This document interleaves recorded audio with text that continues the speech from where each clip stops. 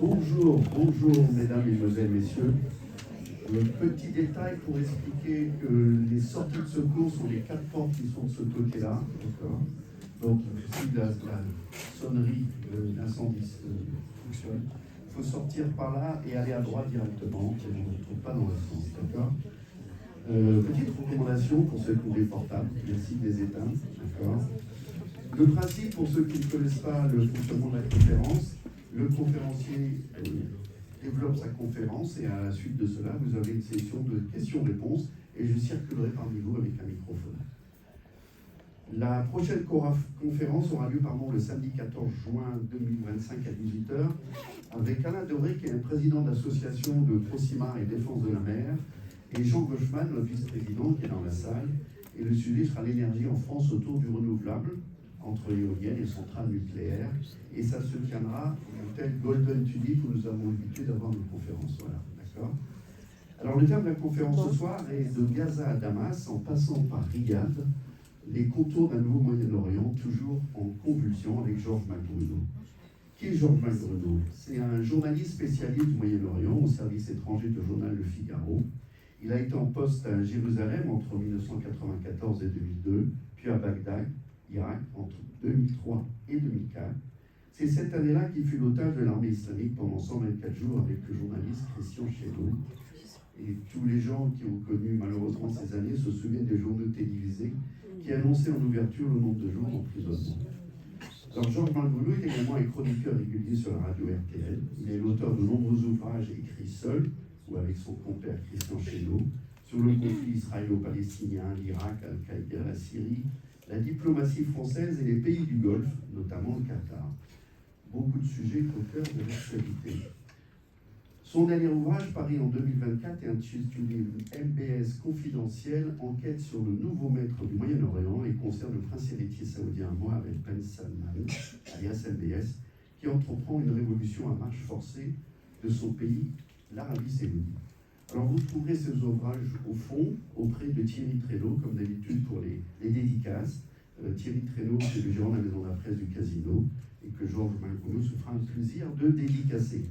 Alors, mesdames, mesdemoiselles, messieurs, je vous laisse la parole à Georges Malbruno. Merci.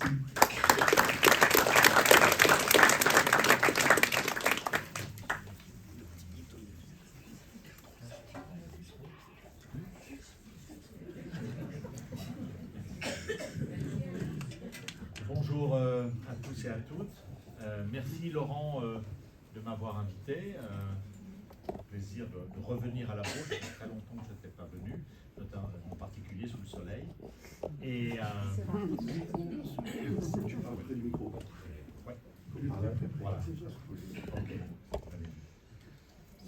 Et donc, on va parler effectivement d'un nouveau Moyen-Orient, toujours en convulsion. C'est vrai que cette région du monde, là, avec cette carte derrière, que je couvre effectivement depuis bientôt 40 ans, elle nous réserve des surprises. Hein. Elle est surprises souvent qui ne sont pas agréables, en particulier pour ceux et celles qui y vivent. Hein.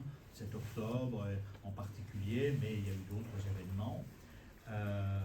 Mais elle peut réserver aussi des surprises plus positives. C'était notamment la chute le 8 décembre de Bachar el-Assad, l'avènement d'un ancien djihadiste qui finalement a tendance à évoluer plutôt positivement, on en reparlera. C'est une région qui est stratégique pour nous, la France et d'autres pays, à la fois parce que c'est une région, comme vous le savez, qui est très riche, hein, notamment en sources d'énergie, et qui a un certain nombre de leaders, qui, en particulier ce jeune prince Mohammed bin Salman, qui a décidé de faire de son pays non seulement un acteur économique, mais aussi un acteur géopolitique, et on l'a vu cette semaine avec la visite de Donald Trump en Arabie Saoudite. Alors, j'avais demandé à Laurent d'avoir une carte parce que c'est quand même une région complexe et ça permet de bien visualiser. Pour sans faire trop d'histoire, je dirais, ancienne, cette région, en gros, jusque dans les années 2018-2019, vous aviez un Moyen-Orient qui était un petit peu scindé en deux blocs. Vous aviez un bloc, là, je vais me servir. Vous aviez un bloc là constitué de toutes ces monarchies sunnites du Golfe arabe, qui étaient alliés tacitement avec Israël, parce que les uns et les autres, l'un et les autres, avaient comme ennemi l'Iran, qui, lui, est donc en face de l'Arabie Saoudite, de l'autre côté des rives du Golfe Persique. L'Iran et l'Arabie Saoudite étant les deux concurrents au sein de l'islam. L'Arabie Saoudite sunnite, qui héberge les deux lieux les plus saints de l'islam, la mosquée sacrée de la Mecque et celle de Médine, donc rôle très important. Troisième lieu le plus saint de l'islam, la mosquée Al-Aqsa de Jérusalem. Et en face, vous avez l'Iran, qui est le pays qui défend les chiites. Les chiites et les sunnites sont les deux composants de l'islam essentiel, avec une grande majorité de sunnites, qui sont 80% des musulmans, et une vingtaine de pourcents de chiites, représentés par l'Iran. Chiites qui sont aussi dispersés dans un certain nombre de pays, notamment l'Irak, 30% de la population est chiite, le Liban, 30% de la population est chiite, et puis également en Arabie Saoudite, là où il y a les puits de pétrole, d'Hammam, au Fouf, là, voilà, eh bien il y a une petite minorité chiite, un petit peu au Koweït, etc. Et l'Iran a voulu utiliser ces minorités chiites pour se défendre elle-même et défendre ses intérêts. Donc a construit au fil de ces années ce qu'on appelle encore aujourd'hui, ce qu'on appelle l'axe de la résistance aux États-Unis et à Israël. Les États-Unis, vous le savez, en 1979, se sont retirés d'Iran. Le Shah d'Iran a été renversé par un régime révolutionnaire islamique chiite, l'Ayatollah Khomeini, qu'on avait hébergé quelques mois en France auparavant. Et donc il y a eu une rupture des relations diplomatiques, il y a eu un traumatisme avec l'affaire des otages, vous vous souvenez, américains en Iran, qui ont passé plus de 400 jours. Il y a un très bon film qui raconte la fuite Argo, qui est saisissant, parce que c'est exactement comme ça que ça s'est passé. Et donc il y a eu ce traumatisme. Depuis, il n'y a plus de relations diplomatiques entre l'Iran et les États-Unis. Des sanctions ont été imposées à l'Iran à partir de ce moment-là. Et l'Iran est entouré par un certain nombre de bases américaines. Il y a celle de Doha, il y a celle de Koweït, il y en a aussi ici, en Asie centrale. Donc l'Iran a eu le sentiment, à partir de 1979, d'être encerclé par les États-Unis et ses alliés, qui ne cachaient pas qu'effectivement ils voulaient renverser le régime iranien. Donc l'Iran s'est constitué grâce à ces minorités chiites irakiennes, libanaises, et aussi à Bahreïn, aussi à Koweït, en Arabie Saoudite, des relais. Et a constitué ce qu'on a appelé cet axe de la résistance contre les États-Unis et aussi contre Israël. Et donc, vous aviez, jusque dans les années, cette bipolarité entre les monarchies sunnites du Golfe et Israël, et puis face à l'Iran, qui se défendait. Jamais directement. L'Iran, jusqu'à une date très récente, n'a jamais déclaré la guerre à un autre pays, mais a toujours fait intervenir justement ses relais. Hezbollah contre Israël, les milices chiites irakiennes contre l'Arabie Saoudite. Et en 2019, justement, en septembre 2019, des milices chiites irakiennes, pro-iraniennes, ont lancé des missiles sur les installations pétrolières saoudiennes, d'Abqaiq, visant donc la poule aux œufs d'or de l'Arabie Saoudite, premier producteur mondial de pétrole. Et ces frappes ont perturbé fortement pendant 3 jours la production pétrolière saoudienne a quasiment été arrêtée. 2019, vous aviez en Arabie Saoudite un jeune prince héritier, Mohammed bin Salman, qui à l'époque il aura 40 ans le 30 août prochain, donc en 2019 il avait 34 ans. Hein. Son père, roi, depuis 2015, et MBS était un jeune prince à l'époque fougueux, plein d'ambition, dont l'une de ses ambitions c'était presque de déclarer la guerre à l'Iran. Hein. Je me souviens avoir interrogé, Laurent a été basé à Dubaï, un ami qui travaille dans le complexe militaro-industriel et qui rentrait à Dubaï, il y a un salon des forces spéciales qui est assez connu, salon IDEX. Et cette personne-là, je la vois à son retour, et on parle, et il me dit, les Saoudiens sont venus nous voir, et ils nous ont demandé du matériel, parce qu'ils veulent faire la guerre à l'Iran. Ils veulent lancer une opération sur les côtes iraniennes. Alors, l'Arabie Saoudite, certes, est le premier acheteur mondial d'armes, mais Dieu merci, ils ne les utilisent pas parce qu'ils ne savent pas les utiliser.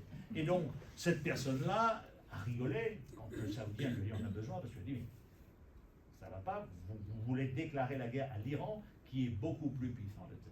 Mais il y avait, c'était l'époque aussi où MBS, c'était d'ailleurs en source ouverte, il y avait un projet de débarquement de troupes saoudiennes en Iran. C'était des jeux vidéo, parce que MBS adore les jeux vidéo.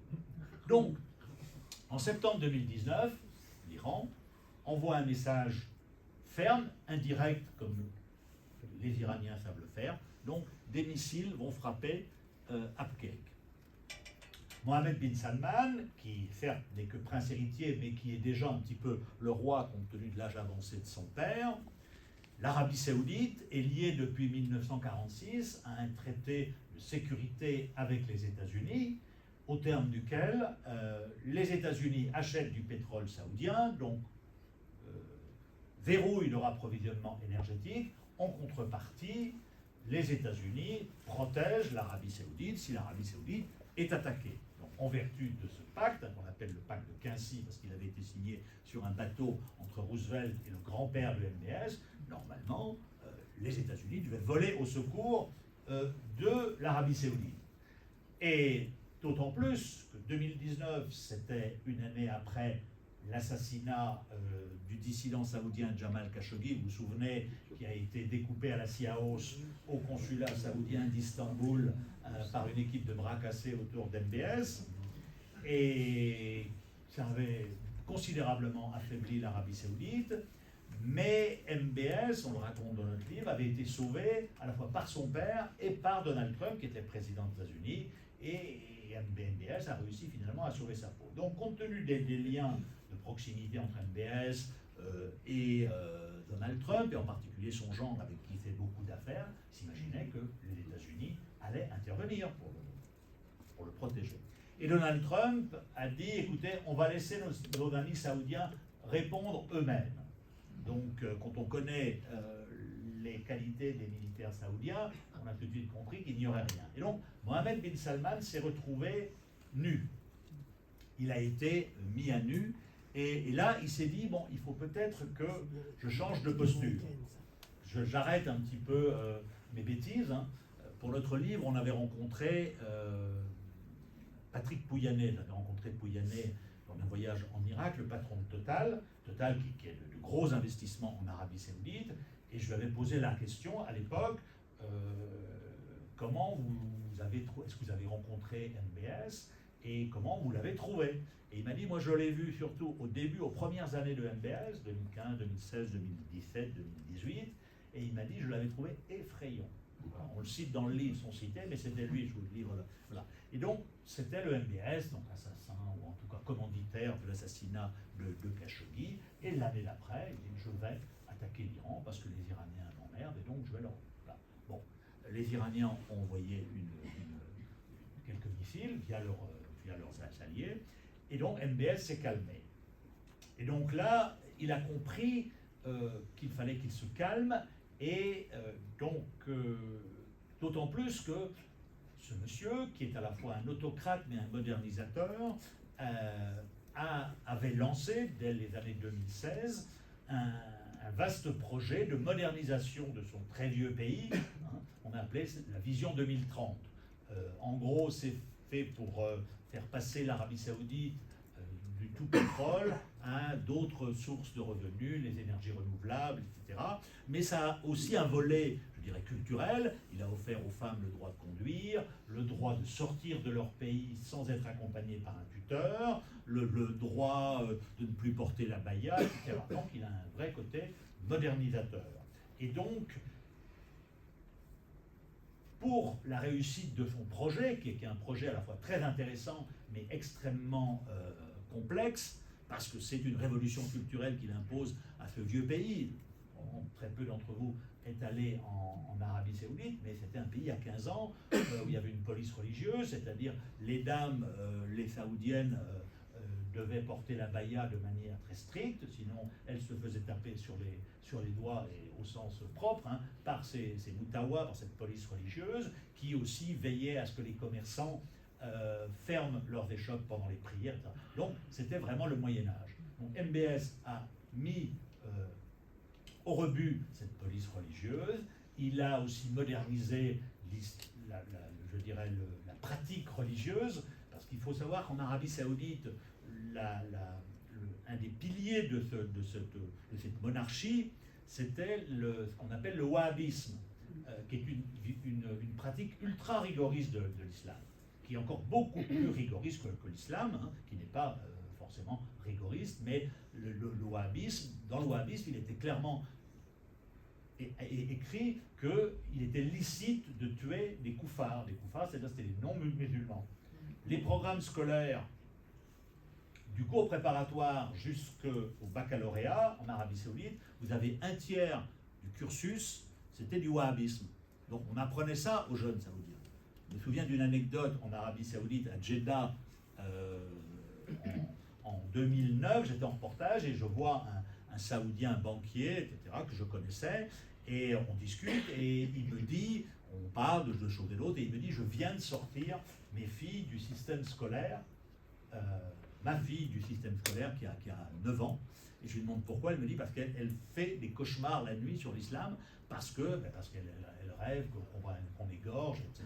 Et donc il me dit, je l'ai mis dans le système privé. Donc c'était ça l'Arabie Saoudite avant Mohammed bin Salman, et donc ça, il a épuré tout cela, il a modernisé, il a aussi enlevé dans les livres toutes les références antisémites qui étaient extrêmement nombreuses, et il a aussi dit aux jeunes, qui constituent 60% de la population, qui ont moins de 30 ans, qui avant ne fichaient rien, parce que c'était un pays immensément riche, 9 millions de barils de pétrole chaque jour, à 80 ou 100 $, faites le calcul, on n'a pas besoin de travailler. Donc tous les jeunes étaient fonctionnaires, donc ils travaillaient de 9h à 11h, à 11h ils s'arrêtaient pour la prière, et à 14h ils rentraient chez eux.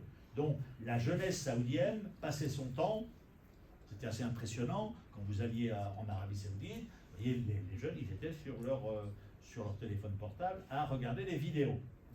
C'était le pays où il y avait le plus de vidéos. Il y avait 90 millions de vidéos regardées chaque jour en Arabie Saoudite.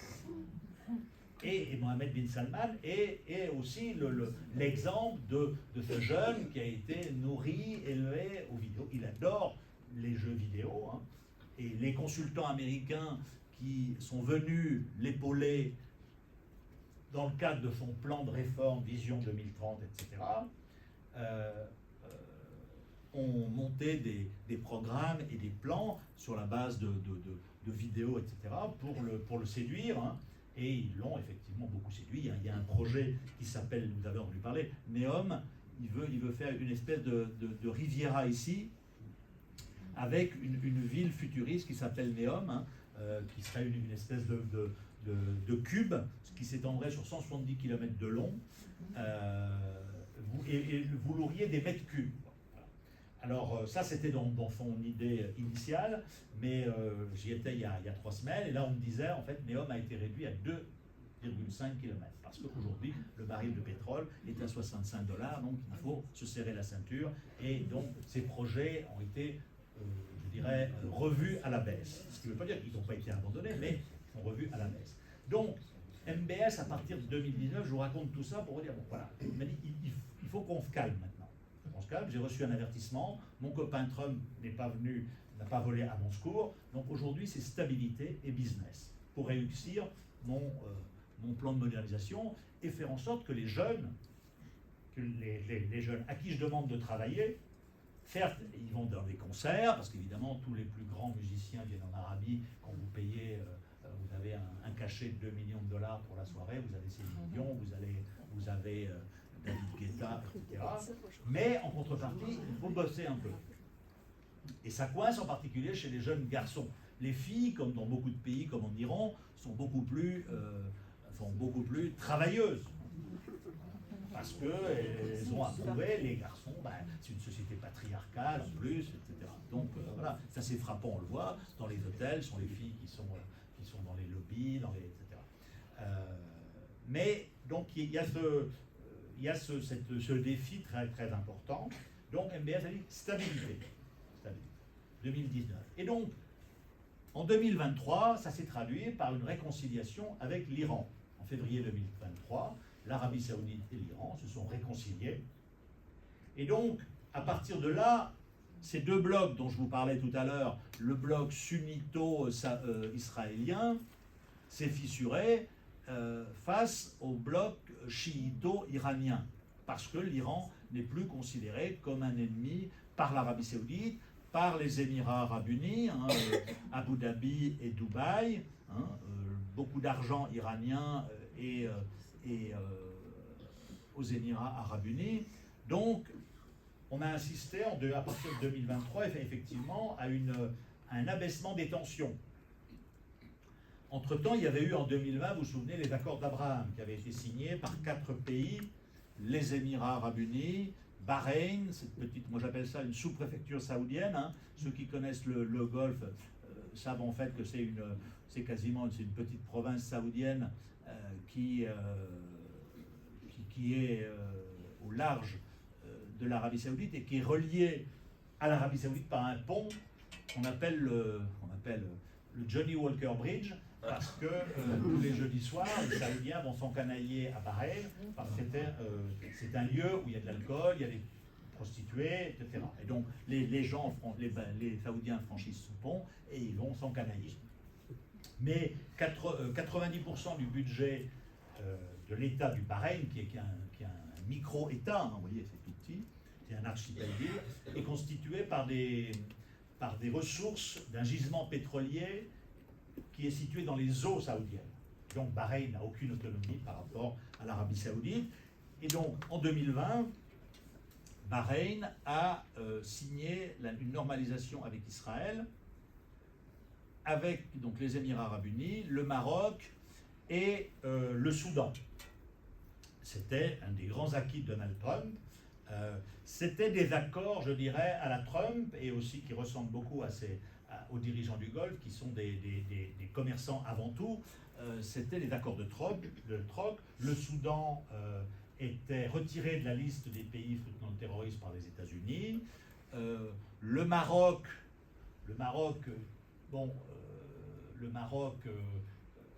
était lié au service de renseignement israélien. Tout le monde le savait dans les milieux bien informés depuis 1967.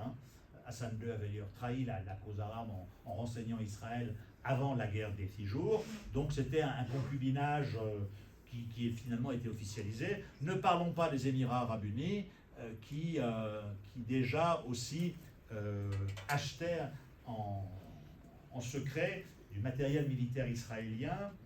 En 2010, j'avais eu quelques soucis après avoir publié une enquête bien fouillé à Abu Dhabi sur les achats d'armes israéliennes par Abu Dhabi. Donc 2010, c'était 10 ans avant, parce qu'à l'époque, c'était une enquête, oui, tout à fait fouillée. J'avais rencontré notamment à Abu Dhabi, j'avais un ami qui travaillait pour le Financial Times et qui m'avait fait rencontrer un ancien militaire britannique qui travaillait dans une structure qui s'appelait le Centre National des Infrastructures Stratégiques, qui est une espèce de grande tour, c'est une espèce d'assiette quand on arrive à Abu Dhabi. Et cet Anglais qui avait été assez prolixe, et il m'avait dit oui, on a beaucoup d'Israéliens qui travaillent avec nous, on les appelle les Mexicans. Voilà. Mais évidemment, le papier n'avait pas plu ni à mon propriétaire, qui essayait de vendre des avions Rafale à cette époque, ni aux Émiriens. Et donc ça avait provoqué une crise assez importante, et j'ai failli en faire les frais. Voilà, donc c'est terminé. Mais c'est pour vous dire que depuis longtemps, les Émirats arabes unis et Israël collaboraient. Et donc il y a eu ces accords d'Abraham qui ont été vus par Israël comme quelque chose de très intéressant, parce que ces accords laissaient de côté la cause palestinienne, la création d'un État palestinien, le règlement de ce conflit ancien. Donc les Israéliens après disaient c'est génial parce que les Arabes vont pactiser avec nous et nous on n'aura pas à faire de gestes à l'égard des Palestiniens. Donc c'est tout bénéfice. Et c'est vrai que moi j'étais assez sceptique parce que ayant vécu 9 ans à Jérusalem, connaissant l'attachement des Palestiniens pour une cause qui date d'il y a presque un siècle, je me disais, ou même devant des jeunes confrères, journalistes, qui disaient mais la cause palestinienne est finie, regarde, tu vois, les Arabes vont venir quémander la technologie israélienne, etc., etc. Et je disais, je pense que ça ne va pas se passer comme ça parce que la nature a horreur du vide et la cause palestinienne, c'est quelque chose qui est viscéralement dans les tripes des Palestiniens. On l'a vu d'ailleurs, si vous vous souvenez, en 2022, lors de la Coupe du Monde au Qatar, il y a eu des images qui étaient assez fortes où on voyait des touristes israéliens ou des journalistes israéliens qui venaient au Qatar pour couvrir la Coupe du Monde et les visiteurs, souvent arabes, disaient non, on ne vous parlera pas, vous n'aurez pas fait la paix avec les Palestiniens. Donc, moi je participe régulièrement sur une chaîne israélienne à un débat, et les Israéliens disaient mais c'est curieux, on ne nous aime pas, etc. Je dis non, mais c'est pas qu'on vous aime pas, c'est-à-dire on vous aimera davantage le jour où vous accorderez un État aux Palestiniens, et donc n'imaginez pas que les accords d'Abraham vont s'étendre comme cela à d'autres pays arabes tant que vous n'aurez pas fait un geste sur la cause palestinienne. Et puis ensuite, il y a eu le 7 octobre 2023 qui a provoqué la secousse que vous savez, avec cette attaque terroriste du Hamas en Israël, plus de 1100 morts, qui a évidemment traumatisé la société israélienne, et qui, justement, a montré plusieurs choses. A montré que la cause palestinienne, elle avait peut-être été oubliée par nous autres journalistes, c'est vrai, parce qu'il se passait beaucoup moins de choses. On n'en parlait plus beaucoup dans les médias. Un certain nombre de médias, d'ailleurs, fermaient leurs bureaux. TF1 n'avait plus de bureau à Jérusalem. Donc, cette cause palestinienne a été oubliée. Mais elle n'avait pas été oubliée pour tout le monde, et en particulier par le Hamas et par son chef Sinwar, qui était sorti de prison en 2010. Moi, je ne l'ai pas connu parce que j'étais basé de 1993 à 2003 à Jérusalem. J'ai connu tous les dirigeants du Hamas, dont la plupart ont été assassinés par Israël. Mais à l'époque, Sinwar était en prison, puisqu'il a été de 1990 à 2010. Il était emprisonné en Israël, il a appris l'hébreu, etc. Il était un des dirigeants, justement, des prisonniers. Les prisons, il faut savoir aussi, quand on disait après le 7 octobre, vous savez, sur les chaînes d'information continue, mais nous n'avons jamais eu de contact avec le Hamas, c'était évidemment faux. Israël a largement participé à la création du Hamas en décembre 1987, pour une raison très simple, c'était qu'il fallait diviser pour mieux régner. À l'époque, l'ennemi c'était Arafat, l'OLP, donc on va faire monter les islamistes, hein, et comme ça, il va y avoir une bagarre entre eux. Et puis surtout dans les prisons. Moi, mon premier livre, je l'ai écrit en 2002 sur les secrets de la deuxième intifada, et je voyais le chef du Hamas à l'époque, qui était un instituteur tétraplégique, cher Yassine, avec son traducteur, Razi Hamal, qui est toujours en vie, et il me disait, Razi Hamal, il me disait, non, il a été en prison avec Yassine pendant des années, il m'a dit, on a été interrogé et traité par les agents du Shin Bet pendant des journées et des journées entières, quoi. Et donc, il se passe des choses dans les prisons, à la fois en interne du Hamas, mais aussi entre le Hamas et les Israéliens. Donc, alors, une des raisons pour lesquelles il y a eu le 7 octobre, c'est ce que pense notamment Mohammed bin Salman, qui lui était bien engagé avec Israël avant le 7 octobre, en vue de cette normalisation,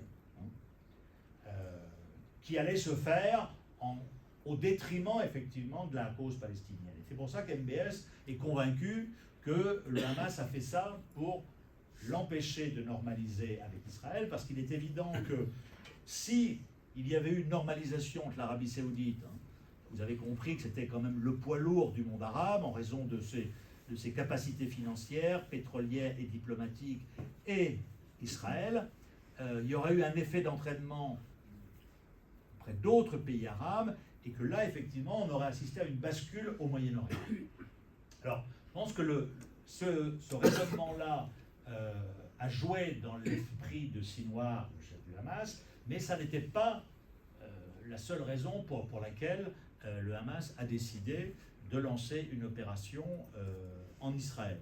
Les autres raisons, elles m'ont été dites par des proches de Sinwar que j'ai vus au Qatar, ou des anciens de la bande de Gaza, c'est qu'il y avait une volonté de répondre aux provocations du gouvernement israélien.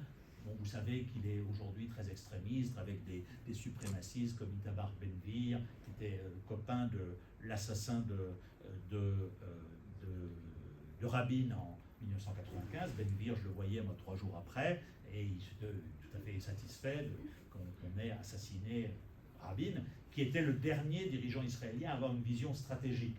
Parce que nos amis israéliens, on le voit bien aujourd'hui avec Benjamin Netanyahou, engrangent des succès tactiques, mais n'ont pas de stratégie à moyen terme. Rabin avait une stratégie, il dit ok, on ne va pas aimer du jour au lendemain les Palestiniens, on s'est bagarré, etc. Mais aujourd'hui, il est temps de partager la terre, faire la paix, et on se sépare, et voilà, on envisage un avenir qui va au-delà de 1 mois, 2 mois, 3 mois. Et c'est pour ça qu'il a été tué, parce que l'extrême droite israélienne a bien compris qu'avec Rabin, eh bien, il y aura eu un partage de la terre, ce dont elle ne veut pas. Il y avait donc cette volonté de répondre aux provocations du gouvernement israélien. Il y avait aussi une volonté de vouloir rappeler au monde que la cause palestinienne existait. Puis il y avait aussi, on voulait aussi s'occuper beaucoup des prisonniers palestiniens qui sont dans les geôles israéliennes. Il y en a quand même des dizaines de milliers dont on parle très peu. Donc voilà. Et donc il y a eu cette attaque massive qui évidemment nous a surpris par son ampleur, par sa violence, mais qui, on le saura tôt ou tard, et ça commence à se savoir, je veux dire, les services de renseignement israéliens étaient au courant de beaucoup de choses, parce qu'ils ont une capacité de surveillance, d'écoute très importante. Ils ne savaient pas le jour, mais ils savaient qu'il y avait des projets, etc. Ils ne sont pas les seuls, d'ailleurs, les Égyptiens probablement, et les Français aussi, parce qu'on était bien renseignés. J'ai commencé, vous faisiez allusion tout à l'heure à mes chroniques sur RTL, j'ai commencé le 30 août dernier ma première chronique sur ce que savaient les services de renseignement français le 7 octobre, parce qu'il se trouve que je connais quelqu'un qui connaît plein de choses, et qui m'a raconté, et nos services de renseignement savaient beaucoup de choses. Ils ne connaissaient pas la date, mais ils savaient que tôt ou tard, parce que Sinwar l'avait confié à certaines personnes, eh bien, enverrait 1000 ou 2000 de ces types en Israël pour aller récupérer, faire une opération et pour rappeler au monde que la cause palestinienne existait. Donc voilà, il y avait cette connaissance, et c'est aussi une des raisons pour lesquelles aujourd'hui Benjamin Netanyahou ne veut pas la fin de la guerre, parce que tant qu'il y a la guerre, il n'y a pas de commission d'enquête sur ce qu'on sait, etc. Le jour où il n'y a plus la guerre, il y aura une commission d'enquête, et on saura que Netanyahou était en contact via des militaires et d'autres avec Sinwar pour négocier le nombre de permis que Israël accorde aux travailleurs palestiniens, pour négocier aussi l'argent que nos amis du Qatar, toujours présents, envoyaient chaque mois 30 millions de dollars au Hamas à la demande d'Israël. À la demande d'Israël. Netanyahou avait demandé au chef du Mossad d'aller à Doha, tout ça est documenté, vous le trouvez, en 2019, parce que Israël a quitté la bande de Gaza en 2005, Sharon s'est retiré, a retiré les colonies, mais a bouclé la bande de Gaza. Donc effectivement, on nous dit souvent, mais la bande de Gaza, il n'y avait plus d'Israéliens. Oui, mais au regard du droit international, Israël contrôlait les airs, les frontières maritimes et terrestres, donc c'est une force d'occupation, une force occupante, et donc c'était ce qu'on a appelé une prison à ciel ouvert. Et donc, prison à ciel ouvert, ça veut dire que la vie n'est pas géniale. Et donc, pour éviter justement qu'il y ait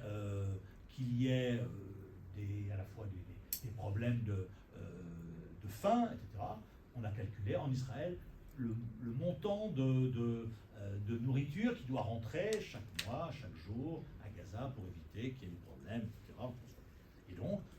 Et Israël a dit, on va aller voir nos amis du Qatar, qui sont alliés du Hamas, pour des raisons à la fois idéologiques et d'opportunisme diplomatique. Et donc, chaque mois, vous aviez l'ambassadeur du Qatar qui allait à Gaza et qui remettait sa valise de 30 millions de dollars à Sinwar. Et qu'est-ce qu'a fait Sinwar? Il a pris les 30 millions de dollars et qui avait monté une espèce de proto-État, et au lieu d'en faire partager quand même beaucoup de Palestiniens, il a surtout monté une espèce de mini-armée dont on a vu ce qu'elle a fait le 7 octobre, alors aussi intensification des tunnels, ce qu'on appelle le métro à Gaza, plus des roquettes, grâce à l'aide fournie par le Hezbollah et l'Iran. Moi, en 2002-2003, quand j'ai quitté Jérusalem dans mon livre, dont je vous parlais tout à l'heure, j'allais à Gaza, il y a un chapitre qui s'appelait le cimetière des roquettes du Hamas, parce que le Hamas commençait à bidouiller ses roquettes dans les arrière-cuisines, et donc ces roquettes, elles avaient 2 km de portée. Donc, vous les lanciez du Pouliguen, je ne suis pas sûr qu'elles arrivent à la Baule. Voilà. Donc, la plupart, les 2/3, n'arrivaient même pas en Israël. Mais la nature ayant horreur du vide, comme je vous le disais, eh bien, 1 km, 2 km, en 2020, ces roquettes atteignaient Jérusalem et donc créaient une dissuasion, une menace sur l'État d'Israël. Et donc il y avait eu tous ces préparatifs-là, qui évidemment ont à la fois stupéfié Israël et puis les communautés juives à travers le monde et l'ensemble de la communauté internationale, parce que c'est quand même le plus grand massacre d'Israéliens depuis la naissance de l'État. Et donc pour l'État, moi je me souviens le 7 octobre au matin, j'étais à la campagne près de Vichy, et je reçois un coup de téléphone de BFM à, je sais pas, c'était 7h40 ou 8h40, et donc je vois BFM, etc. Donc je dis non, je réponds pas, etc. Et puis je me lève 10 minutes après, et moi je dois être un des rares journalistes en France à ne jamais écouter la radio le matin, mais en revanche j'ai un compte Twitter qui est bien abonné, etc. Donc j'appuie sur mon compte Twitter et je vois défiler des images. Et je vois notamment un type, un Palestinien, qui était dans un kibbutz avec son arme et qui faisait un reportage en direct, quoi. Et en Israël, etc. Alors j'ai hésité dans l'immédiat à le retweeter, parce que je dis mais c'est pas possible, parce qu'on n'avait jamais vu ça. Avant, effectivement, quand j'étais basé à Jérusalem, il y avait d'horribles attentats. Des commandos du Hamas faisaient sauter des bus, il y avait des attaques, il y avait des missiles, mais il n'y avait jamais eu d'invasion terrestre comme ça. Donc ma première réaction, ça a été de me dire, c'est pas possible, c'est pas possible. En fait, c'était possible. Et c'est là où le traumatisme a été, pour les Israéliens, extrêmement lourd, parce que, d'ailleurs, de part et d'autre, il a fait appel à la mémoire. Pour les Israéliens qui ont créé leur État en 1948, eh bien, à la création de cet État, comme vous le savez, il y a eu quelques centaines de milliers de Palestiniens qui ont été expulsés. Les Israéliens se sont installés, etc. Ensuite, personne n'est jamais venu leur dire « c'est ma maison », etc. Et donc là, le 7 octobre, il fait appel à la mémoire de 1948, c'est-à-dire ceux qu'on a expulsés viennent reprendre nos maisons. Sinwar, Yahya Sinwar, le chef du Hamas, comme 70% des 2 millions de Palestiniens de la bande de Gaza, est un réfugié. Ses grands-parents, ou ses parents, même, venaient d'un village à une trentaine de kilomètres au nord de la bande de Gaza, qui s'appelait Majdal en arabe, et qui s'appelle Ashkelon aujourd'hui, qui est une grande ville développée, etc. Et donc, et pour lui, il y avait cette image, on reviendra chez écrit. Un jour, 2 jours, 3 jours, c'est pas grave. Le tout, c'est de planter le drapeau et de montrer que. Et donc, c'était le choc de ces deux mémoires qui a créé ce traumatisme. Mais il faut bien l'avoir en tête pour comprendre à la fois le traumatisme que ça a causé en Israël et chez les Palestiniens, même beaucoup ont condamné, mais ça faisait appel aussi à un traumatisme qu'eux-mêmes avaient vécu en 1948. Et puis, pour Israël, le traumatisme a été d'autant plus difficile que la doctrine de sécurité israélienne, c'était que, justement, depuis 1948, depuis la création de l'État d'Israël, chaque menace qu'on perçoit contre notre État, la réponse, c'est qu'on la transporte au-delà de nos frontières. Lorsque la menace vient du Sud-Liban, on va occuper le Sud-Liban, ce qu'ils ont fait de 82 à 2000. Lorsque la menace vient des Palestiniens, on occupe la Cisjordanie en 1967, on va occuper Gaza. Mais nos ennemis ne viennent pas nous occuper. Et donc là, on a assisté à un retournement et à un échec de la doctrine sécuritaire israélienne. Et ça, c'est important à comprendre parce que, si vous vous souvenez, le 7, le 8 octobre, le narratif israélien, Benjamin Netanyahou a dit, un peu plus que le 8 octobre, puisqu'il y a eu 3 semaines où il y a eu des préparatifs pour les bombardements, il a dit, nos objectifs, ce sera des objectifs militaires, ce sera éradiquer le Hamas, faire revenir les otages, puisque le 7 octobre, ils ont pris plus de 250. C'était les objectifs affichés. 20 mois après, ni le Hamas n'a été éradiqué, ni les otages ne sont tous rentrés. Mais il y avait un troisième objectif qui n'avait pas été annoncé officiellement, c'était changer justement l'environnement proche d'Israël. C'est-à-dire à la fois le Hamas, c'est-à-dire provoquer sa dislocation, l'attaquer pour qu'il ne puisse plus perpétrer une attaque comme celle du 7 octobre. Et puis c'était surtout, parce que le véritable ennemi d'Israël, c'est pas le Hamas, même avec ses petites roquettes, etc. Le véritable ennemi d'Israël, c'était le Hezbollah au nord, qui est puissamment armé par l'Iran, qui est le groupe militaire le plus fort du Liban, et dont Israël s'est occupé ensuite, vous vous souvenez, en septembre, lorsqu'il y a eu d'abord l'histoire des beepers, qui a aussi été absolument extraordinaire, et puis ensuite l'assassinat de Cher Nasrallah, le patron du Hezbollah, le 27 septembre. Et donc, voilà, c'était changer cet environnement proche d'Israël, d'abord en affaiblissant le Hezbollah, ce qui a été fait, ensuite en permettant en Syrie, effectivement, que Bachar el-Assad soit renversé, en bombardant massivement avant sa chute le 8 décembre, toutes les positions, notamment du Hezbollah qui était à la frontière, etc. Et donc, voilà, et ça c'était vraiment le but de guerre essentiel d'Israël, qui a été en partie réussi. Et là, je vous parlais tout à l'heure de victoire tactique de Benjamin Netanyahou. effectivement, il a remporté des victoires tactiques, parce que le Hezbollah est affaibli, le Hamas est disloqué militairement, même s'il n'est pas éradiqué. Bachar el-Assad, les milices chiites pro-iraniennes ne font plus à Damas. Mais, on revient à ce que je vous disais tout à l'heure par rapport à Rabin, qui avait une vision stratégique. Benyamin Netanyahou n'a aucune vision stratégique. Parce que, à la place du Hamas, il n'y a rien d'autre à Gaza. Et donc, le Hamas continue de prospérer. Le Hezbollah a été affaibli, mais pas au point de disparaître. Et en Syrie, on voit qu'Israël a en face de lui un monsieur qui s'appelle Ahmed al-Shara, qui était effectivement un djihadiste, qui a coupé sa barbe, qui n'est plus djihadiste depuis 10 ans. Il a mené des guerres contre Al-Qaïda, etc. Et qui est reçu par Emmanuel Macron et qui est reçu par Donald Trump. Et qui, à la surprise de tout le monde depuis le 8 décembre, ne dit pas un mot d'Israël. Je suis allé à Damas en février, j'ai vu pas mal de ministres des Affaires étrangères arabes qui l'ont vu, ou des diplomates, et ils m'ont dit deux choses d'importance. Ils m'ont dit d'abord, c'est un type intelligent, et on lui a demandé, elle dit, mais en général, les djihadistes, ce pas des gens qui ont fait des études, qui sont charpentés intellectuellement. Lui, il est charpenté intellectuellement. Donc, le ministre des Affaires étrangères libanais lui a demandé, qui était avec le Premier ministre Najib Mikati, d'où ça vient, ces connaissances. Et Shara leur a dit, moi, je viens d'une famille qui était très politisée. Son père était de gauche.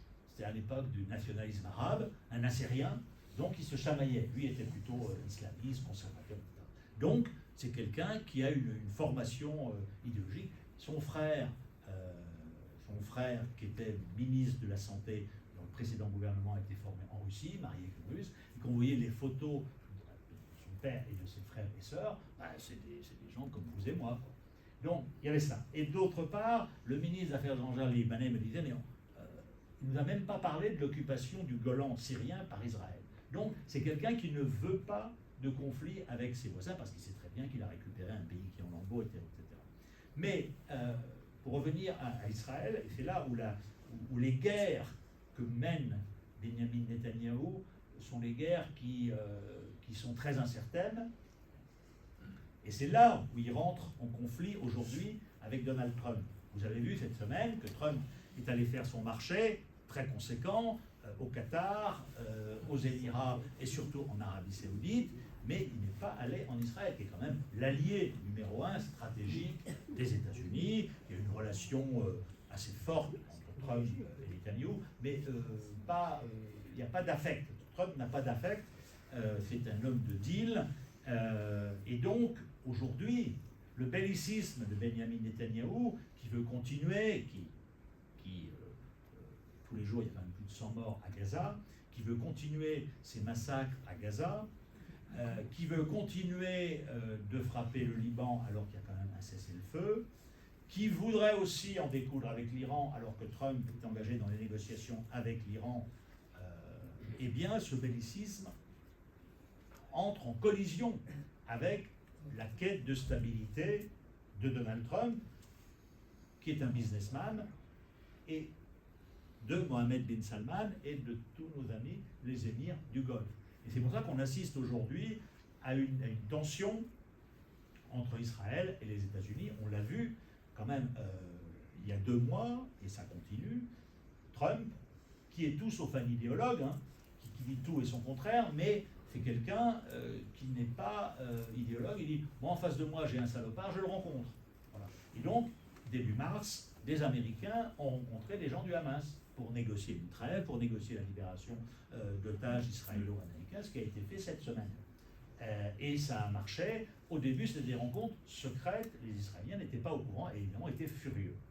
Ensuite, vous avez vu il y a 15 jours aussi, il y a des gens qui sont apparus sur la scène médiatique, dont je suis sûr vous n'aviez jamais entendu parler. C'était les rebelles Houthis du Yémen, qui lancent des missiles sur les navires commerciaux qui transitent par la mer Rouge. Alors le Yémen, c'est un pays magnifique, le plus beau pays de toute la péninsule arabique, un des seuls avec Oman à avoir une vraie histoire, parce que les autres n'ont pas d'histoire, ont beaucoup d'argent, mais n'ont pas d'histoire. Le Yémen est un pays magnifique. Il a une particularité aussi, c'est contrairement à tous ses voisins, qui, comme je vous disais tout à l'heure, ne sont pas des guerriers, les Yéménites sont des guerriers. Comme je parlais tout à l'heure, j'ai écrit les mémoires du garde du corps de Ben Laden en 2010, Abu Jandal, qui était un Yéménite. Ben Laden lui-même était d'ascendance yéménite, et il voulait avoir uniquement des gardes du corps yéménites parce qu'il savait que c'était des combattants. Et donc, ces rebelles sont apparus, et ils envoient des missiles sur les navires, et en fait, Donald Trump, l'autre jour, à l'insu d'Israël, a signé avec les rebelles aussi un cessez-le-feu, puisque vous avez vu, il n'y a plus d'attaque par ces rebelles des navires américains en mer Rouge. Et les Israéliens, quand même, c'est pas un geste de courtoisie, quand même, ou amical, parce que quand vous avez votre plus grand allié qui négocie un cessez-le-feu alors que vous-même vous êtes exposé à des tirs de missiles, donc deuxième casus belli. Et vous avez aussi sur l'Iran, Trump, lui, donc vous avez compris, est un businessman. Les Iraniens, ce sont, y compris quand je dis les Iraniens, le pouvoir iranien, j'ai l'habitude de dire, ce sont des cyniques pragmatiques, mais ce sont aussi des remarquables joueurs d'échecs et des commerçants. Hein. Ceux qui sont allés en Iran, le bazar de Téhéran, etc. Des remarquables commerçants, remarquables négociateurs. Aujourd'hui, le régime est quand même sévèrement affaibli par la perte de tous cet axe de la résistance dont je vous parlais tout à l'heure. Le Hezbollah affaibli, la Syrie, ils ont perdu Bachar, les milices chiites irakiennes pro-iraniennes se tiennent à carreau. Bon, voilà, il ne reste plus que les rebelles aussi.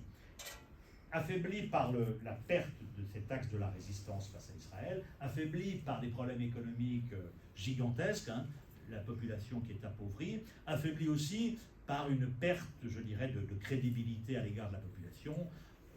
Le régime iranien a à peu près 20% de partisans.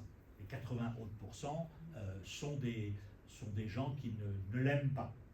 Alors ça ne veut pas dire qu'ils rêveraient de le faire tomber, mais ça ne veut pas dire qu'ils vont le faire tomber. C'est là où aussi on se méprend. Vous vous souvenez, en 2022, il y avait eu ces manifestations après la mort de Mahsa Amini, cette jeune qui très courageusement avait quitté son voile. Et en France, parce qu'on aime beaucoup le romantisme révolutionnaire, et que c'est vrai que voilà, on aime bien que les femmes se dévoilent, très bien. Et tout de suite, on s'est dit le régime va tomber parce qu'on les voit, et que le voile est un des fondements, un des piliers de ce régime islamique. Et moi j'étais beaucoup plus circonspect parce que je connais bien le régime iranien, et ce sont à la fois des gens qui sont cyniques et pragmatiques, et qui ont une capacité, une résilience très forte, et qui ont des services de renseignement, de sécurité, qui ont du matériel, etc., qui sont capables d'affronter et de tuer, pour survivre. Et donc je n'ai pas cru à la chute du régime, mais c'est un régime qui est affaibli, très affaibli. Et donc, aujourd'hui, quand Trump, on voit son émissaire Steve Witkoff, qui ne connaît pas grand-chose à la diplomatie, négocier face aux Iraniens représentés par le ministre des Affaires étrangères Araghchi, qui lui est un type très fin, qui parle bien l'anglais, et qui avait négocié les accords nucléaires de 2015. Voilà, et il y a de part et d'autre une volonté iranienne de dire, bon, on est pas au bord du gouffre, mais presque, et puis surtout, dire, voilà, Trump, si on ne négocie pas, les missiles vont tomber. Et donc, compte tenu de ce que je vous ai dit avant, des faiblesses du régime iranien, les Iraniens se sont dit, on va essayer de négocier. Et Trump a envie de négocier. Il a envie de négocier. Et l'élément business est aussi très important. Très important parce que l'Iran, ici, l'Iran, c'est 88 millions d'habitants. C'est le plus important que l'ensemble de la péninsule arabique. 88 millions d'habitants, un pays donc soumis aux sanctions depuis 1979, mais vous allez, peut-être certains d'entre vous sont allés en Iran, quand vous allez en Iran, vous n'avez pas l'impression que c'est un pays qui est soumis à un millefeuille de sanctions, parce que il y a des investissements, il y a des infrastructures, il y a de belles routes, etc. Mais c'est un pays qui a un besoin quand même de régénérer tout cela, et qui avait signé, vous vous souvenez, en 2015, un accord international sur son nucléaire avec les grandes puissances, etc., que Donald Trump a déchiré en 2018, a imposé des sanctions très fortes après, et qui ont fait trembler le régime iranien, qui à partir de là s'est radicalisé autour d'un noyau dur d'ultra-conservateurs et de gens pas sympathiques. Pas sympathiques, on a un exemple, ils ont quand même pris en otage 7 Français qui l'ont chopé parce qu'ils sont des otages d'État, ils ont un problème à régler avec tel pays, ils prennent un otage, etc. Il y en a encore 2, un couple d'enseignants qui sont en prison depuis 3 ans. Mais les Iraniens ont été très malins, cyniques mais pragmatiques. Ils ont vu qu'en face d'eux, ils avaient aussi un commerçant, et donc l'Iran est un pays riche, 3e ou 4e réserve de pétrole au monde, 4e réserve de gaz au monde, gros besoin d'investissement parce que depuis 1979 quand même les sanctions font mal, la Chine aide un peu mais la technologie chinoise c'est pas la meilleure au monde, donc gros besoin d'investissement, société extrêmement éduquée, consomme un gros marché, 88 millions d'habitants. En 2015, lorsqu'on a signé l'accord nucléaire, le 14 juillet, moi j'étais à Téhéran, et 6 mois après, le MEDEF a organisé un voyage en Iran, de prospection. Et toutes les entreprises françaises voulaient se ruer à Téhéran. Et le MEDEF, Fabius, qui était ministre de l'Affaires étrangères, qui détestait l'Iran, disait non, n'y allez pas trop, n'y allez pas trop, n'y allez pas trop, quand même, ne montrons pas trop. Il y avait plus de 120 sociétés qui sont allées à Téhéran. L'Iran devait nous acheter des Airbus, dans le domaine pétrolier, il devait y avoir des accords avec Total, qui était un partenaire important. Donc c'est pour vous dire que pour un businessman comme Trump, voilà, il peut y avoir un bon deal. Et les Iraniens, même si à Téhéran, tous les vendredis, à la mosquée, vous avez 200 types maximum depuis 1979 qui crient Marba Israël, mort à Israël, mort aux États-Unis.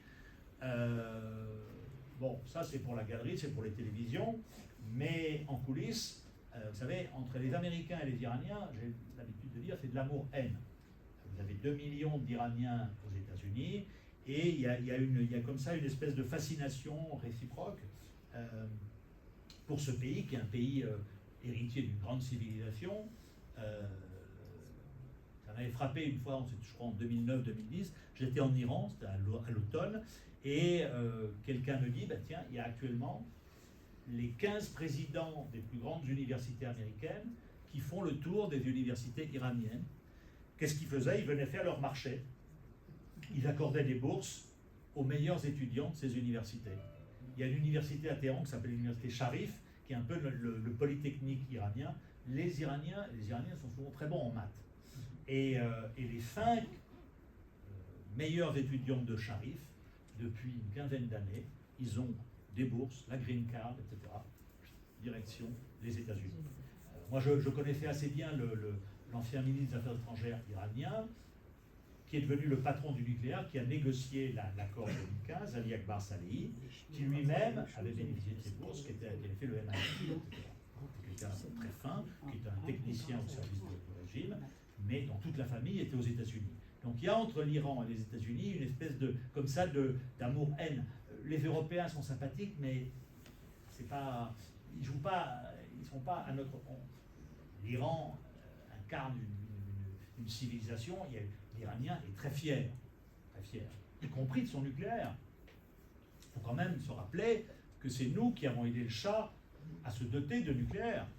C'est pas les mollahs qui ont voulu commencer les travaux nucléaires. Ça a été une des raisons d'ailleurs pour lesquelles il y a eu des otages français enlevés au Liban en 1983, parce que Framatome, qui avait beaucoup investi, on devait de l'argent à l'Iran. L'Iran ayant chuté, passé au moins de gens qu'on considérait comme pas très sympathiques, on n'a pas payé ce qu'on voulait, et donc ils ont pris des otages. C'est toujours une réponse asymétrique. Je vous dis que l'Iran n'a jamais fait la guerre directement, mais il l'a fait faire par ses amis.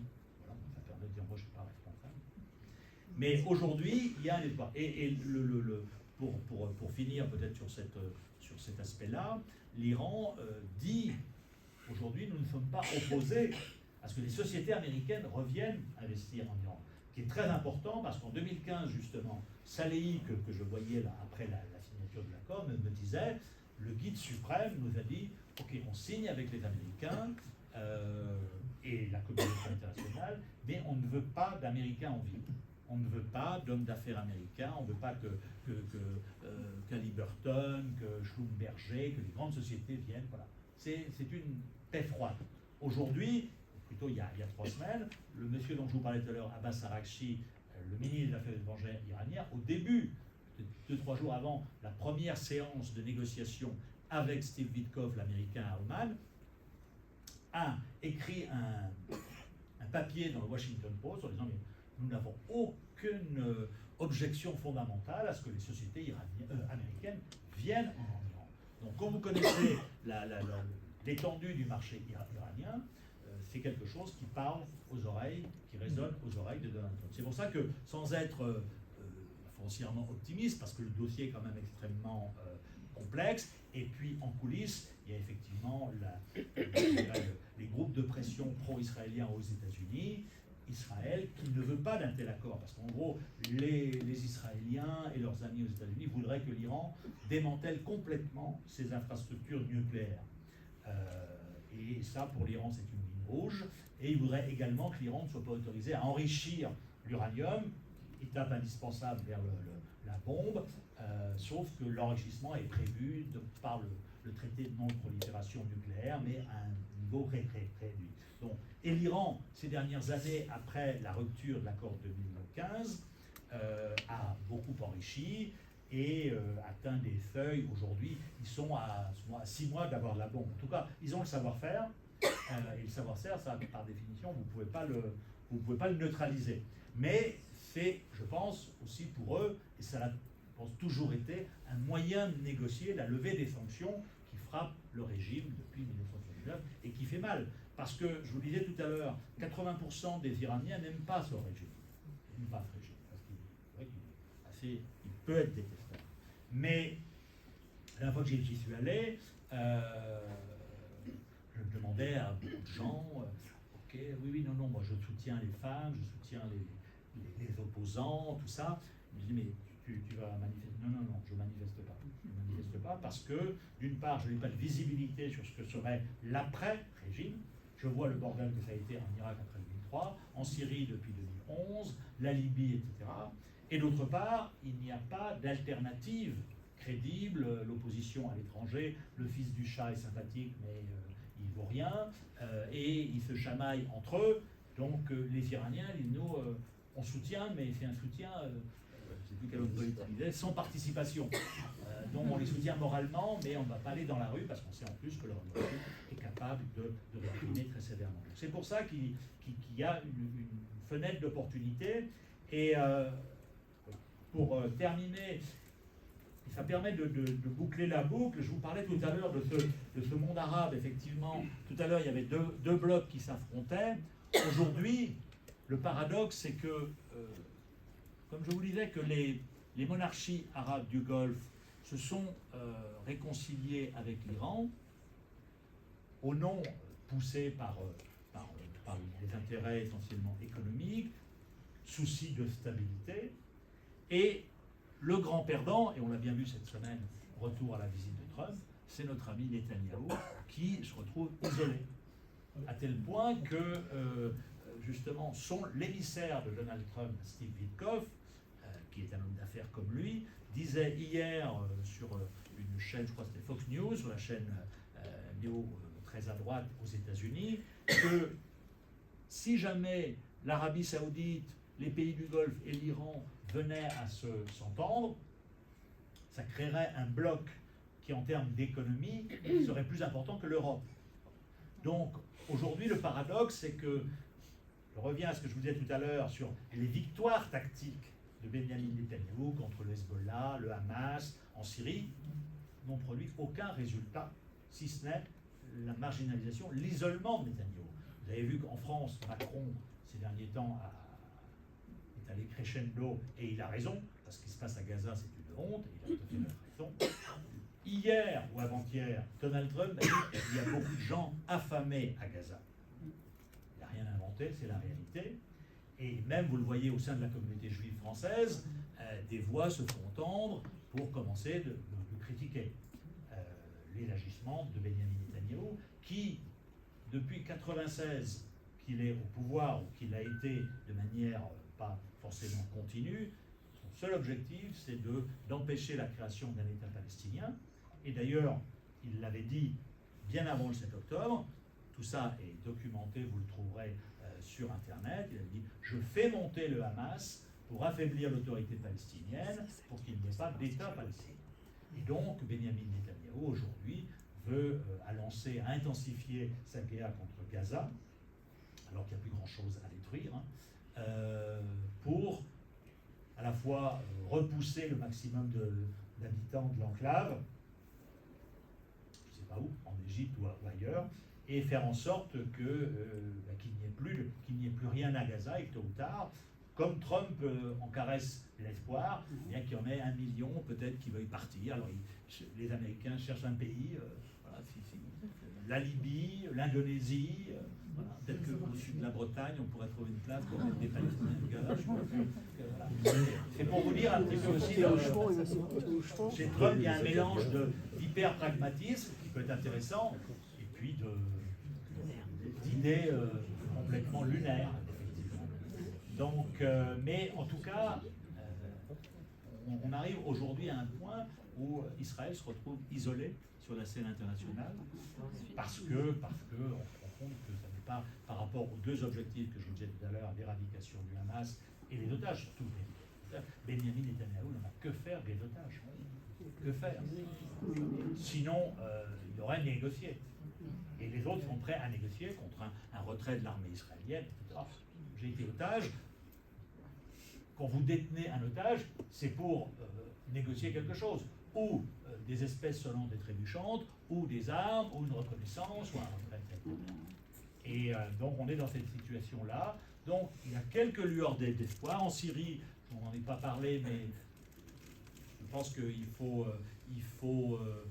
que l'expérience de Shara et de ses amis réussissent, parce que sinon ce serait un chaos. Et c'est au nom de ça que Trump a finalement levé les sanctions, ce qui n'était pas vraiment attendu, et c'est au nom de ça que Macron, même s'il aime bien faire beaucoup de bruit avec sa bouche et faire de grands gestes, c'est au nom de ça, par réalisme, mais de manière, je dirais, justifiée, a reçu Ahmed al-Shara. C'est quelqu'un qui n'est plus djihadiste, c'est un islamiste conservateur, ça ne sera jamais un démocrate, et c'est quelqu'un qui est Damascène. Monsieur de la radio tout à l'heure me posait des questions, est-ce que le Syrien, Irakien est différent? Les habitants de Damas, ce sont les commerçants. Peut-être certains d'entre vous sont allés en Syrie, vous allez dans le souk de Damas, voilà. Et l'islam damascène, comme une grande partie de l'islam syrien, c'est un islam soufi, c'est un islam modéré. Voilà, on veut faire du business d'abord. Et donc ça matche bien avec MBS, avec Trump, et aussi avec Ahmed al-Shara, qui certes a passé 7 ans de sa vie, entre 0 et 7 ans, en Arabie Saoudite, mais après, il a grandi à Damas, et il veut relancer son pays, il veut faire du business, il a compris qu'il veut garder le pouvoir, il ne sera pas un démocrate, mais il veut relancer la machine, et il veut avoir de l'argent, que les pays du Golfe puissent financer sa reconstruction, d'où l'importance de lever les sanctions. Son problème, et j'en terminerai là, après je vous laisserai la parole pour les questions, son problème c'est qu'il a autour de lui une bande de salopards, des djihadistes qui l'ont aidé à renverser Bachar, qui sont là et qui le gênent considérablement et dont il est prisonnier. C'est eux en grande partie qui ont perpétré ces horribles massacres contre les Alaouites il y a 1 mois et demi, et c'est eux qui emmerdent les chrétiens à Damas, qui dans des boîtes de nuit parfois rentrent et tuent quelques femmes, etc.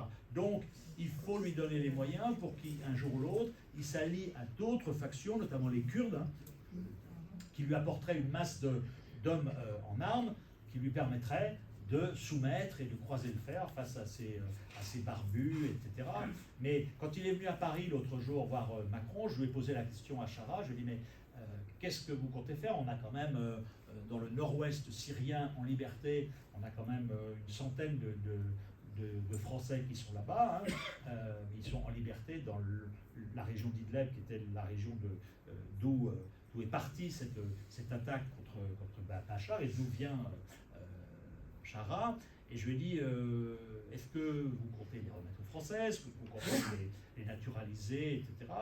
Et donc, il m'a dit, oui, peut-être si la Constitution le permet, on les naturalisera. Mais c'est des gens qui l'ont aidé, c'est des gens qui l'ont aidé à prendre le pouvoir, et c'est des gens qui pourraient le tuer. Voilà. Et puis, il y a aussi les autres djihadistes qui sont emprisonnés chez les Kurdes, mais c'est quelqu'un il faut lui donner une chance, parce que sinon ce serait un chaos encore plus préjudiciable pour nous, parce que ceux qui ont fait le chemin, les 130 dont je vous parle, qui ont fait le chemin jusqu'à Idlib, sont capables de refaire le chemin inverse. Et comme disait Macron l'autre jour, on a appris qu'on pouvait faire à pied Damas, Paris, pour perpétrer des attentats. Voilà, mais si vous avez des questions, avec plaisir, je vous répondrai. Merci.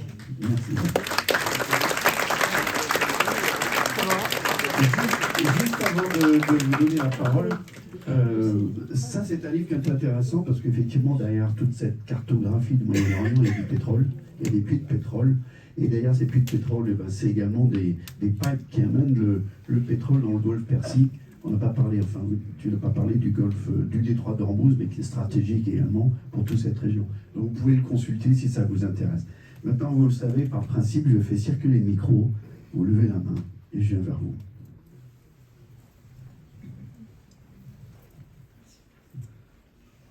Ouais, d'accord.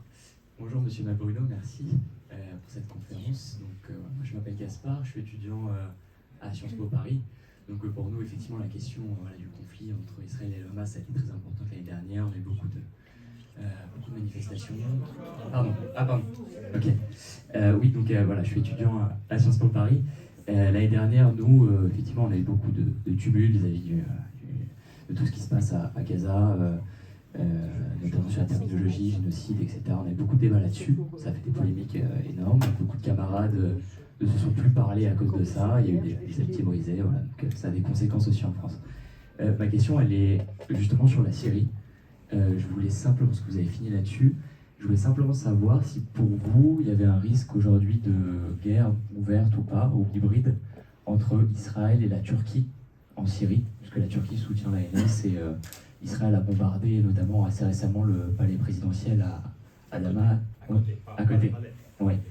Donc voilà, je voulais savoir si pour vous, est-ce qu'il y avait un risque quand même de guerre ouverte entre Israël et la Turquie prochainement au Moyen-Orient, et aussi quel rôle pourrait jouer l'Azerbaïdjan par rapport à ça. Non, je pense qu'il n'y a pas de risque de guerre ouverte entre la Turquie et Israël en Syrie. Vous l'avez dit, la Turquie a aidé beaucoup Ahmed al-Shara. Je ne suis pas sûr que la Turquie, comment dire,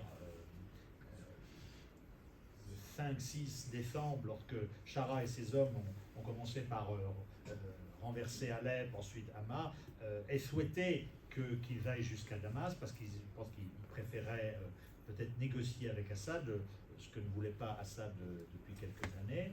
Mais en tout cas, ils l'ont beaucoup aidé, les services de renseignement l'ont beaucoup aidé, ça c'est sûr. Aujourd'hui, c'est le deuxième parrain. MBS est le premier parrain de Shara. C'est lui qui va se porter garant des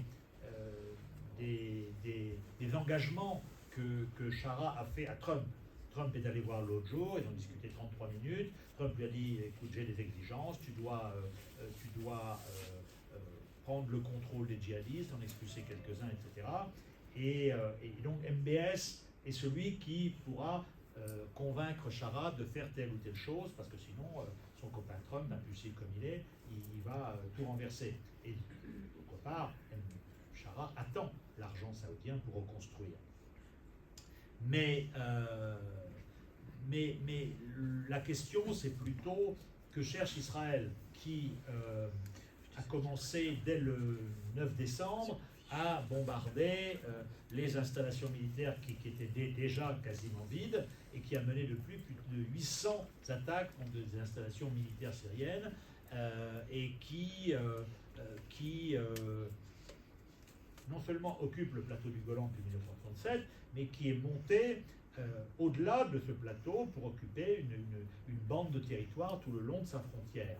Et les Israéliens disent, nous ce qu'on veut, c'est protéger les Druzes. qui sont au sud de la Syrie, comme vous le savez. On a des Druzes chez nous. Les Druzes syriens sont maltraités par les amis d'Ahmed al-Shara. Et donc, nous, on veut protéger les Druzes, et donc, on ne veut voir aucune armée syrienne au sud de Damas. Et donc, ils sont allés assez loin, ils ont frappé, ils ont envoyé des petits messages à Shara en tapant près du palais présidentiel. Je pense que les Israéliens aussi s'intéressent aux Druzes parce qu'ils ont des Druzes chez eux, mais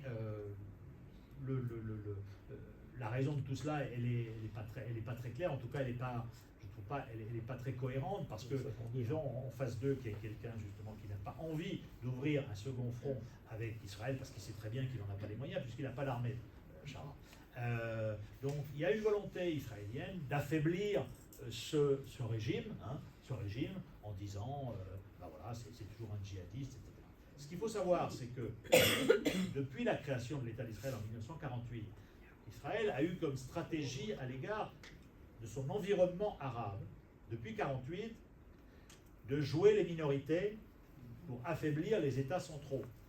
En Liban, en 1982, ils ont joué les chrétiens, les forces libanaises, Sharon qui va à Jounieh, voir Bachir Gemayel, etc. Ils en sont revenus. En Irak, ils sont amis avec les Kurdes. En Syrie, ils sont amis avec les Kurdes et aussi avec les Druzes. Et donc, à chaque fois, on joue des minorités pour affaiblir des États qui, pendant un certain temps, ont constitué des menaces. L'Irak de Saddam Hussein. La Syrie de Bachar al-Assad n'a jamais constitué une menace pour Israël. C'était le meilleur ennemi. En 70 ans, il n'y a jamais eu un missile qui est parti de Damas pour aller en Israël. Bachar el-Assad disait oui, la Palestine, ils s'en fichaient. C'était une instrumentalisation. Les Israéliens le savent bien, parce qu'ils regrettent Bachar. Et d'ailleurs, ils ne souhaitaient pas que Bachar el-Assad tombe. Donc là, c'est un jeu israélien qui est un petit peu tordu, qui n'est pas très cohérent, et qui en tout cas gêne le pouvoir syrien et donne du grain à moudre justement à tous les salopards dont je vous parlais autour de Shara, les djihadistes, qui eux ne rêvent que d'une chose, c'est d'aller conquérir Jérusalem, etc. Donc voilà, c'est pour ça que je vous disais, j'ai écrit un article aujourd'hui, les guerres incertaines de Benyamin Netanyahou. Voilà, on ne voit pas bien, succès tactique très bien, mais où est la stratégie derrière? Il n'y en a pas. Oui. Une autre question.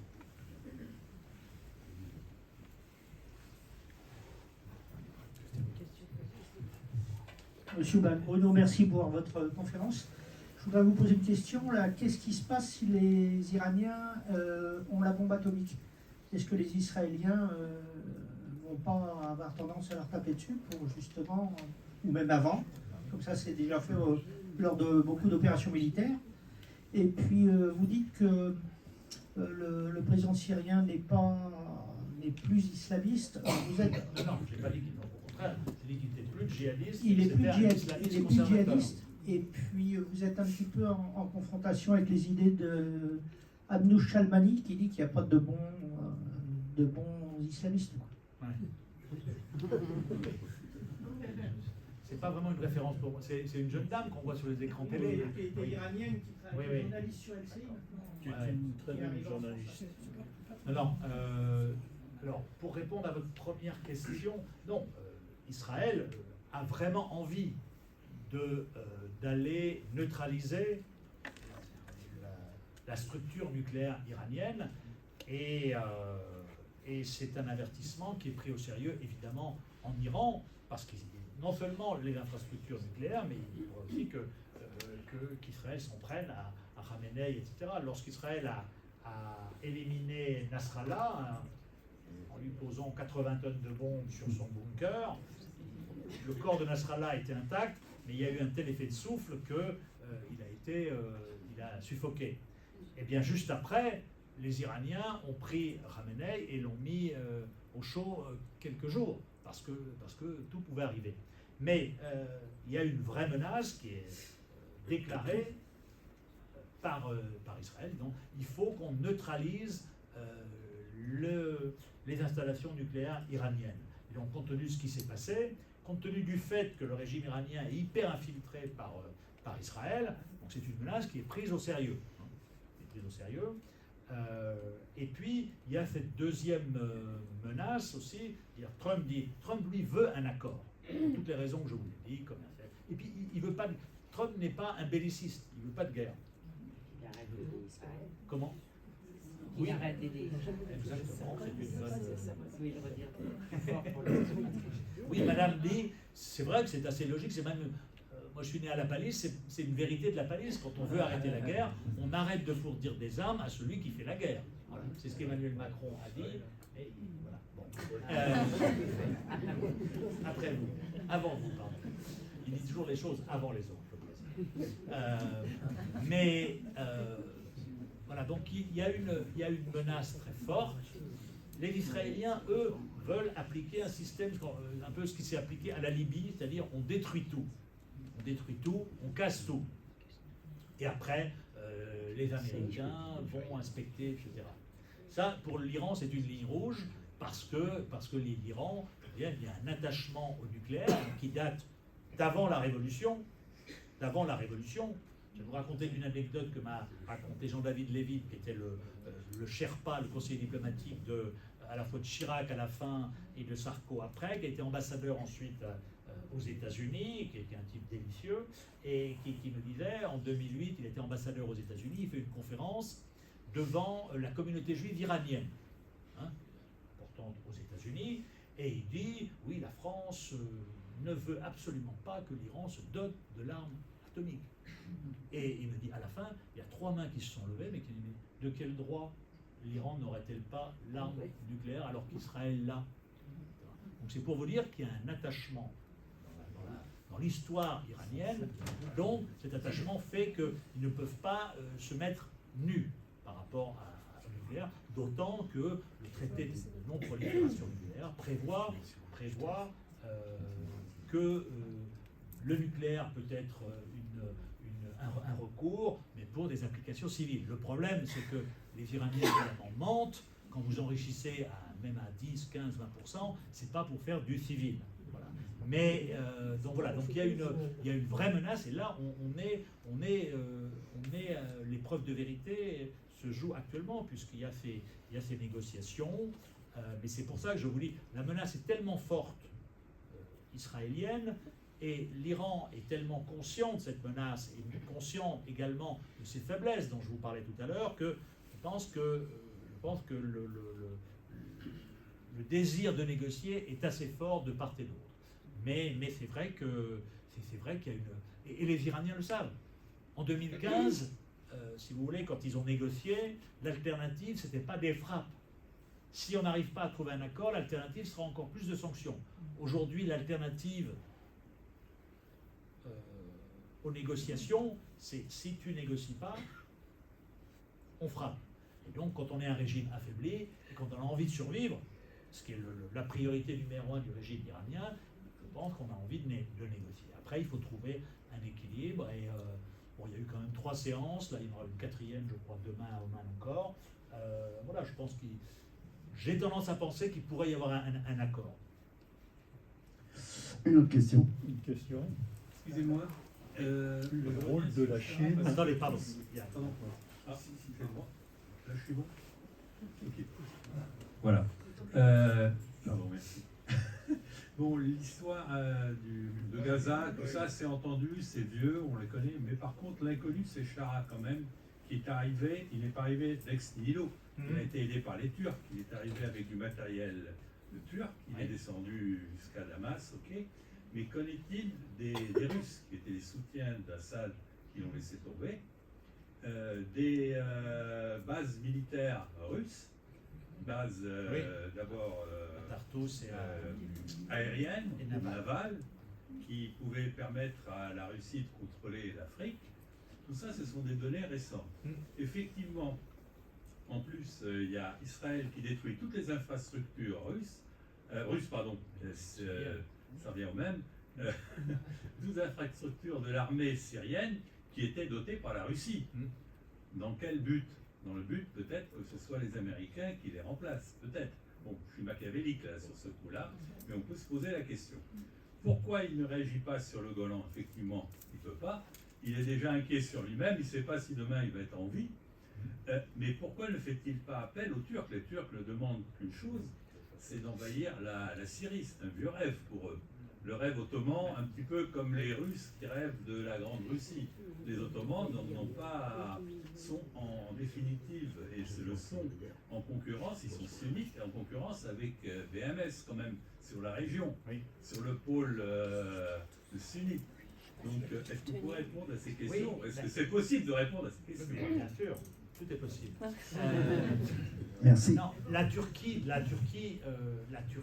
ambitionne de construire certaines bases justement en Syrie pour conforter son allié Ahmed al-Shara et c'est connu près de Homs et au nord, donc pour assurer à Shara une espèce de couverture.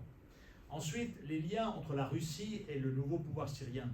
Le nouveau pouvoir syrien, Shara, qui est un pragmatique, eh bien, il dit, moi, les Russes, je ne veux pas leur déclarer la guerre, et donc je veux négocier avec eux. Et c'est ce qu'il fait. Les Russes ont gardé leur base, elle ne fonctionne plus, mais c'est l'objet de négociations. Et donc voilà, on en est là. Mais Ahmed al-Shara, lui, c'est pour ça que je dis que c'est un type qui est intéressant pour un djihadiste, parce qu'il est conscient qu'il est quasiment nu, et donc il dit, je ne peux pas avoir d'ennemis. Donc, je ne peux pas avoir d'ennemis, mais en revanche, je peux avoir des parrains. MBS, la Turquie. La Russie, donc, effectivement, on les a affrontés, mais ils sont là, et dans le cadre, je pense que et son parrain Erdogan et son parrain MBS lui disent, il faut que tu te calmes vis-à-vis de la Russie. Petite anecdote, les billets syriens sont encore imprimés à Moscou, et c'est Moscou qui les envoie à Damas. Donc voilà, donc ça fait l'objet de négociations, il y a des contacts, probablement que Shara demandera l'extradition de Bachar el-Assad. Je ne pense pas que les Russes l'abandonnent, je pense plutôt que tôt ou tard on apprendra que Bachar el-Assad s'est suicidé ou était victime, voilà, il a mangé quelque chose qu'il ne faut pas manger. Mais voilà, donc il y a une volonté de la part de Shara de ne pas rompre avec la Russie, de rompre avec personne. C'est dans ce sens-là où ce type est intéressant. Alors, monsieur posait la question sur la Chine. Oui, la Chine a essayé de faire la paix entre l'Iran et l'Arabie Saoudite. Elle y est parvenue. Elle y est parvenue, et en fait, c'est donc le dirigeant américain qui a pu prendre la Chine de vitesse. Voilà, et c'était le but d'ailleurs. Et la Chine est quand même un des amis d'Israël. Oui, mais vous savez, le MBS, qui lui aussi est un pur transactionnel, lorsque l'administration américaine précédente en particulier, qui voulait presque lui faire la peau après Khashoggi, eh bien lui, qu'est-ce qu'il a fait? Il s'est rapproché de la Chine. Alors ça s'est fait d'autant plus facilement que la Chine est le premier client pétrolier de l'Arabie Saoudite, et MBS pratique ce qu'on appelle la polygamie diplomatique. Donc avant 2019, il avait une seule, je dirais, il était monogame diplomatiquement, c'était les États-Unis qui le protégeaient. En 2009, les États-Unis ont été absents. Et donc, il s'est dit, il faut que je pratique maintenant, il faut que j'ai des amis partout. Donc, il est ami avec la Chine, les premiers clients pétroliers, beaucoup d'investissements dans les raffineries chinoises, etc. Il est ami avec la Russie, parce qu'il y a aussi un partage d'intérêts énergétiques, ils sont membres de l'OPEP+, tous les deux, et puis je dirais que les profils de MBS et de Poutine, je dirais, se font écho, quoi. Poutine ne va pas lui donner des leçons de droits de l'homme, contrairement à Biden, ce que ne fait pas non plus notre ami Trump. C'est le commerce, les droits de l'homme, on n'est pas là pour imposer notre modèle. Donc voilà, et c'est là où c'est intéressant aussi, parce que quand il y avait ces pourparlers avant le 7 octobre, entre l'Arabie et Israël, pas direct, mais via les États-Unis, MBS disait, moi, écoutez, moi je suis prêt à normaliser avec Israël, mais ce que je veux, l'addition, c'est, je veux des installations nucléaires pour rivaliser avec l'Iran, parce que même si on fait ami, on n'a pas confiance, parce qu'on sait que l'Iran déstabilise, ce qui est vrai. Je veux le nec plus ultra de l'aviation militaire, donc des F-35, peut-être quelques Rafales aussi maintenant, dans le cadre de sa polygamie, il fait des clins d'œil aux propriétaires du Figaro, et je veux aussi d'autres investissements en matière, et je veux surtout un pacte de sécurité, comme les États-Unis en ont avec la Corée, comme les États-Unis en ont avec un certain nombre d'autres pays. C'est-à-dire, j'ai une vraie protection, et non pas celle de 1945 qui a fait défaut en 2019 lorsque j'ai été attaqué par l'Iran et que les États-Unis ne sont pas venus à mon secours. Et lorsque les négociations étaient assez bien engagées, et lorsque les Américains, justement, ne voulaient pas accéder à certaines demandes saoudiennes, que faisait l'Arabie saoudite? Ils se rapprochaient de la Chine, les investissements, diplomatiquement, etc. Or, vous savez que la Chine est vraiment l'objectif numéro un, la priorité numéro un de Trump, c'est de lutter contre l'influence chinoise. Donc voilà, on peut le déplorer, je ne sais pas, mais on est vraiment dans une négociation qui à la fois, c'est du commerce et c'est de la diplomatie, mais c'est vrai qu'il l'a plutôt bien réussi pour l'instant. Question. Bonsoir, André. Merci pour la densité et surtout la clarté de votre exposé. Au moins, je comprends quelque chose. Une double question. Je souhaiterais connaître votre analyse de l'opération terrestre militaire qu'annonce Netanyahou comme imminente. Et deuxièmement, je ne suis pas trumpiste, mais pensez-vous que les actions internationales actuelles de Trump, bien que rapides et un peu désordonnées, soient susceptibles de faire bouger dans le bon sens des lignes géopolitiques qui nous paraissaient assez figées jusqu'ici? Je commence par votre deuxième. Moi non plus, je ne suis pas trumpiste. Mais je vois et j'ai vu qu'en janvier, c'est les menaces de Trump qui ont provoqué l'accord sur le premier cessez-le-feu entre Israël et le Hamas. Hein? Trump, effectivement, lié à Israël, mais Trump a des amis aux États-Unis qui sont ce qu'on appelle les chrétiens sionistes, qui eux sont beaucoup plus liés à Israël que lui, qui sont des vrais sionistes, etc. Mais il a aussi dans son entourage des gens qui sont des non-interventionnistes, hein, qui disent, bon, Netanyahou, il ne faut pas qu'il nous emmerde. Quoi. Et donc, qu'est-ce qui s'est passé? C'est quand il a été élu le 5 novembre, il a envoyé un message à Netanyahou pour lui dire, écoute, on t'aime bien, mais on veut que le 20 janvier, lorsque je prends les rênes des États-Unis, cette histoire de Gaza, ce soit fini. Et donc, il a envoyé Witkoff, son émissaire juif américain, à Tel Aviv, et Witkoff a engueulé, comme du poisson pourri, Netanyahou un jour de Shabbat. Il a dit Shabbat ou pas Shabbat, voilà. Et non, ça m'a été raconté par quelqu'un qui est au courant, et effectivement, et il a tordu le bras à Netanyahou. Il y a eu ce premier accord de cessez-le-feu que Netanyahou a rompu ensuite mi-mars. Donc voilà, Netanyahou, Trump, vous avez compris, aujourd'hui il dit Shara is a good guy, demain il peut dire, j'allais dire un gros mot. Mais en tout cas, de ce point de vue-là, il peut faire bouger des lignes avec l'Iran. Manifestement, il se passe quelque chose. Avec Shara, avec la Syrie, c'est vrai que ça peut heurter parce que voilà. Mais il faut lui donner une chance parce que sinon, il y a un risque de chaos important.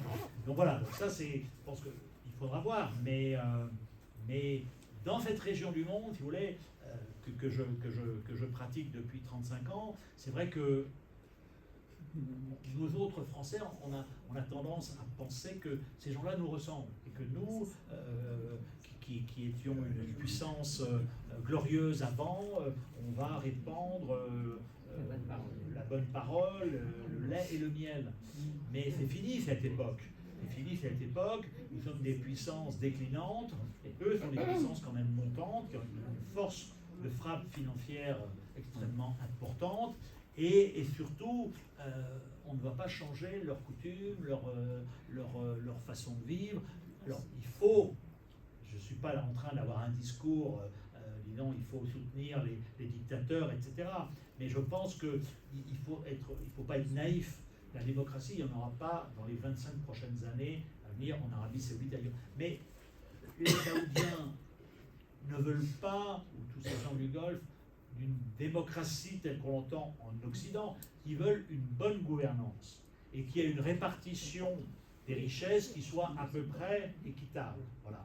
Et que les femmes aient un peu de liberté, que les gens sur Twitter puissent... Ce qui n'est pas le cas aujourd'hui, parce que MBS, tout en étant modernisateur, est un autocrate qui emprisonne des femmes qui vont publier, ou des hommes, publier des tweets assez insignifiants, etc. Mais il veut montrer que dans cette période charnière, c'est lui le chef, etc. Donc il fait des exemples.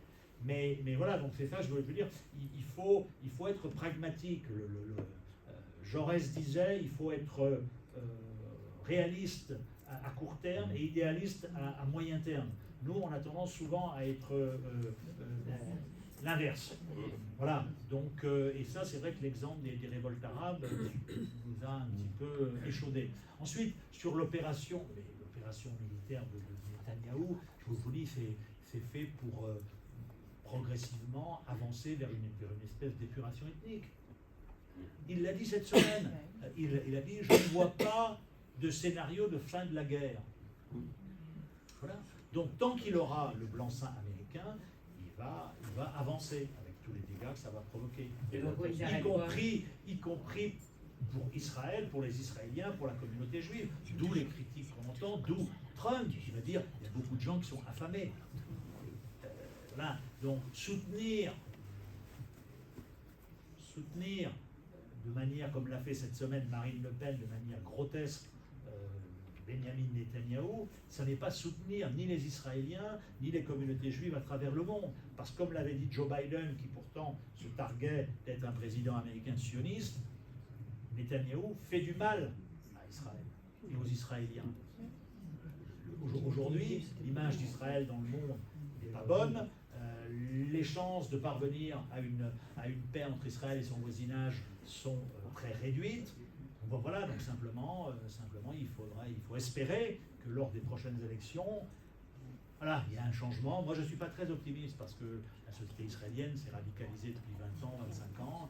Et puis, il y a l'hubris aussi chez lui. En septembre, quand même, il a réussi une opération extraordinaire. En l'espace de 45 secondes, il a éliminé quand même 200 types qui étaient parmi ses rivaux, ennemis les plus coriaces, avec les beepers. J'ai appelé un ancien chef de la DGSE, Pierre Brochant, etc. Il m'a dit c'est quand même l'opération dont rêvent tous les patrons des services de renseignement. Quand en 25 secondes vous éliminez tous vos ennemis, voilà, c'est vrai. Mais à partir de là, Netanyahou s'est dit je vais redessiner le Moyen-Orient. Je vais remodeler. Ensuite, il y a eu la liquidation de Nasrallah, très bien. Il y a eu le désengage de Bachar al-Assad, très bien. Ok, mais pour quel résultat aujourd'hui? Israël est isolé, se lance dans une opération guerrière à Gaza qui ne va pas éradiquer le Hamas, qui a au contraire recruté notamment des orphelins. Quand vous perdez votre père et votre mère, vous n'avez plus rien, les gens qui restent du Hamas, ils vont les voir, ils leur filent 50 shekels, leur disent que tu vas... Voilà, c'est comme ça que ça se passe. Et donc, on est dans une espèce de politique du pire, mais qui est celle de Netanyahou depuis assez longtemps. Hein. Quand je vous disais que c'est documenté, en 2019, il disait il faut aider le Hamas pour contrer l'autorité palestinienne, pour qu'il n'y ait pas d'État palestinien. L'avantage en Israël, c'est que c'est quand même une démocratie avec quelques limitations, c'est que la parole est assez libre et tout se dit et tout se sait et finit par passer, se transformer en acte. Mais la politique de Netanyahou est dangereuse. Oui. Oui, merci. Je voudrais changer un petit peu d'optique et revenir sur la jeunesse de cette affaire. Et ma question est très simple. Quelle est d'après vous la responsabilité de l'Angleterre dans tout ce qui s'est passé depuis la fin du 19e siècle?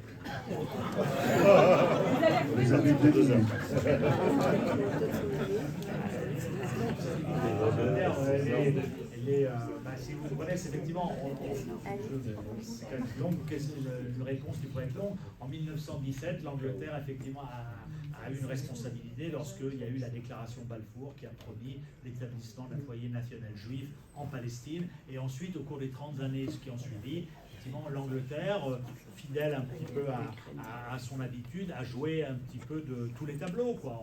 en aidant l'immigration juive en Palestine et en aidant les Palestiniens, etc. Mais comment? Et puis après, il y a eu la division avec la France, etc. Mais ça, oui, mais Il y avait Laurence d'Arabie. comment? Oui.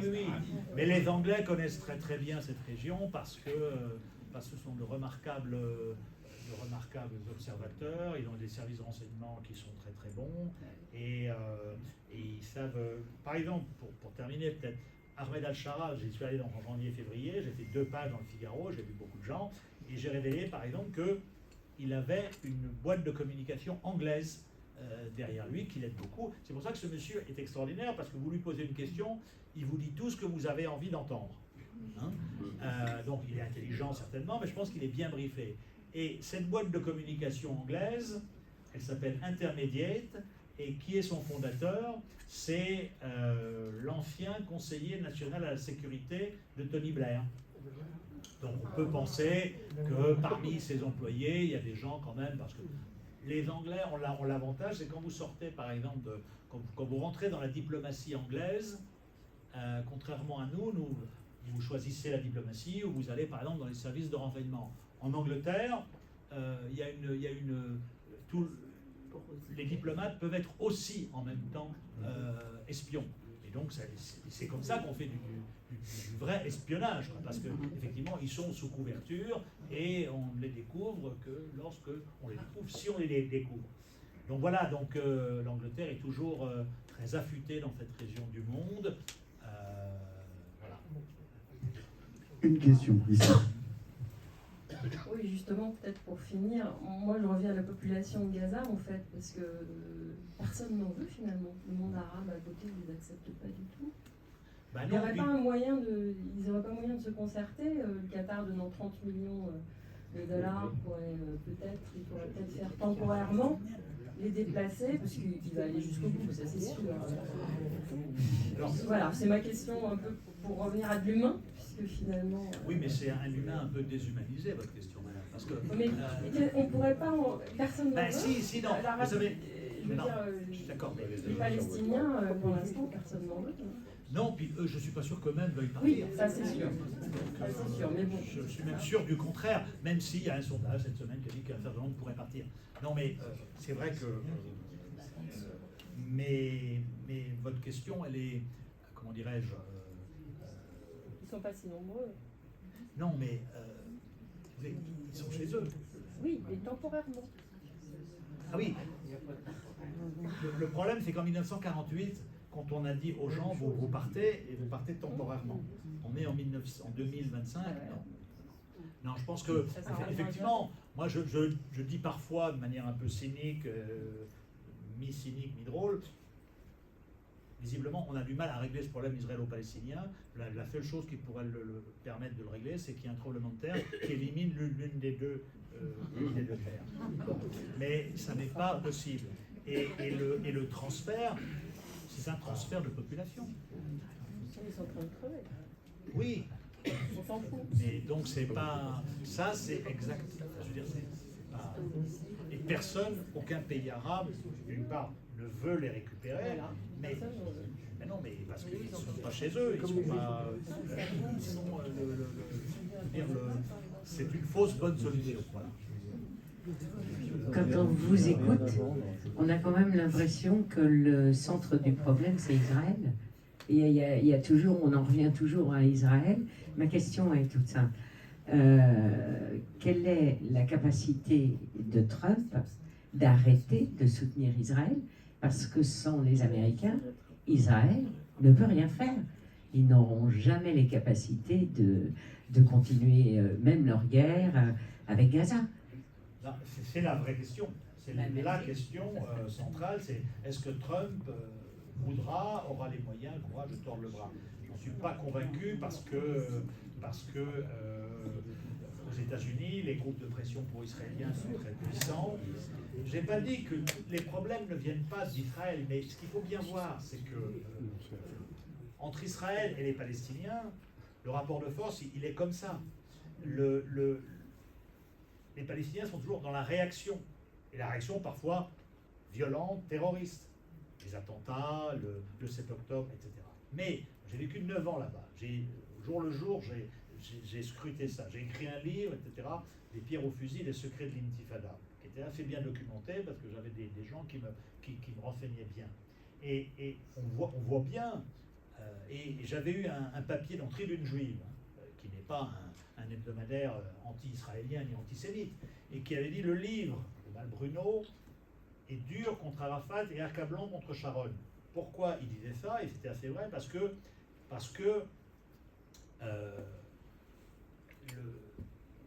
militairement, diplomatiquement, médiatiquement, Israël est en position dominante par rapport aux Palestiniens qui, diplomatiquement, ils ne sont pas en grande position. Médiatiquement, on le voit depuis 1 an et demi, ils ont du mal à faire entendre leur voix, en tout cas sur un certain nombre de médias.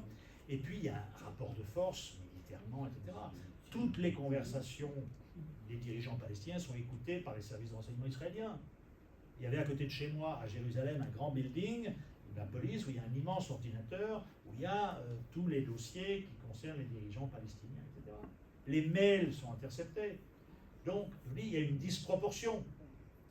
Et donc, les Palestiniens ne sont que dans la réaction. Réaction violente, parce qu'ils sont occupés, réaction parfois terroriste, il faut condamner, mais ce n'est pas eux qui sont dans l'initiative. Et en plus, ils sont un peu mauvais quand même. En termes de communication, ils sont très mauvais. Et ils ont un vieux monsieur qui a 90 ans, qui est installé au pouvoir, qui ne veut pas le lâcher. Donc c'est pathétique. C'est pathétique. Et c'est pour ça que, par rapport à ce que vous disiez, c'est vrai que beaucoup de dirigeants arabes sont un peu là de cette cause palestinienne. C'est vrai, il y a eu beaucoup de corruption, il y a eu cette volonté de Mahmoud Abbas, qui a succédé à Arafat en 2004, de garder le pouvoir, comme le font tous les dirigeants arabes. Ce sont tous des autocrates, plus ou moins islamistes, plus ou moins nationalistes, plus ou moins, mais aucun n'est un vrai démocrate. Donc voilà, c'est... mais on est toujours dans... Mais je pense que c'est un leurre de croire que cette question israélo-palestinienne pourra se régler par des moyens militaires. On l'a bien vu le 7 octobre, et quand même, justement, la réponse, je dirais, orgiaque et démesurée et absolument condamnable à cette illusion de penser que, parce que la nature a horreur du vide, et demain, s'il n'y a plus de bande de Gaza, après-demain, il y aura autre chose.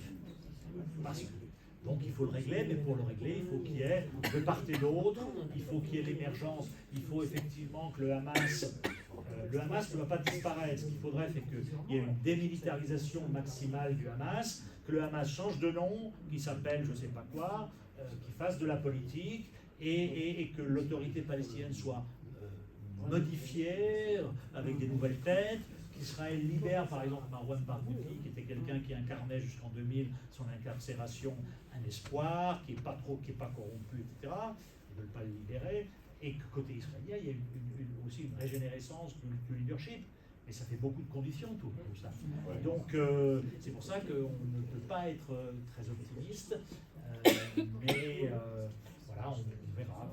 C'est vrai que, voilà, on n'y est pas.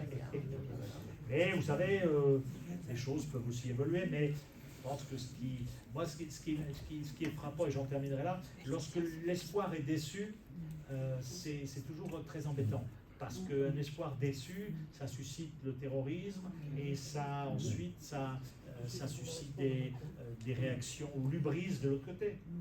Lorsque c'est justement l'illusion qu'on va pouvoir régler ce problème par la force, parce qu'on est plus fort.